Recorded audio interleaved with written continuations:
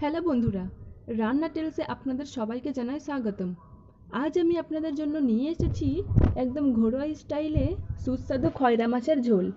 খুব সহজ উপকরণে আর একদম পারফেক্ট টেস্টে। চলুন শুরু করি। প্রথমে আমরা মাছগুলো ভালো করে ধুয়ে নেব।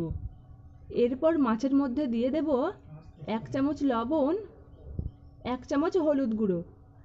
এবার মাছগুলো খুব ভালো করে মেখে নেব এবং কিছুক্ষণের জন্য রেখে দেব।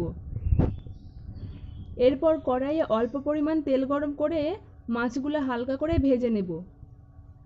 মাছটা যখন হালকা লালচে হয়ে আসবে তখন মাছটা তুলে রাখব। এবার একই তেলে আলুগুলো হালকা করে ভেজে নিয়ে তুলে রাখব।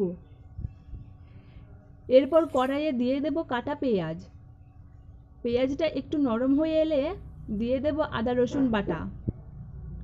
এটা ভালো করে ভেজে নেব যাতে কাঁচা গন্ধ একদম চলে যায়।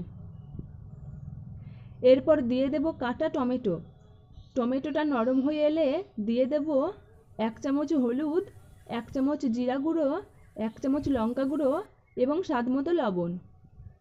সব কিছু ভালো করে কষে নেব যতক্ষণ না তেল উপরে উঠে আসে।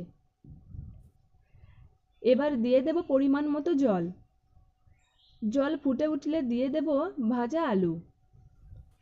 কিছুক্ষণ পর দিয়ে দেব ভাজা মাছগুলো। এবার সব কিছু আলতো করে মিশিয়ে নেব। এরপর দিয়ে দেব কাঁচা লঙ্কা। এরপর ঝোলটা যখন সুন্দরভাবে ফুটে একটু ঘন হয়ে আসবে তখন গ্যাস বন্ধ করে নামিয়ে নেব। তো বন্ধুরা, এইভাবেই তৈরি হয়ে গেল একদম ঘরোয়া স্টাইলে খয়রা মাছের ঝোল। যদি ভিডিওটা ভালো লাগে তাহলে অবশ্যই লাইক, কমেন্ট আর শেয়ার করতে ভুলো না। আর এমনই সহজ আর মজাদার রেসিপি পেতে আমার চ্যানেলটা সাবস্ক্রাইব করে রেখো। আবার দেখা হবে নতুন ভিডিওতে। ধন্যবাদ।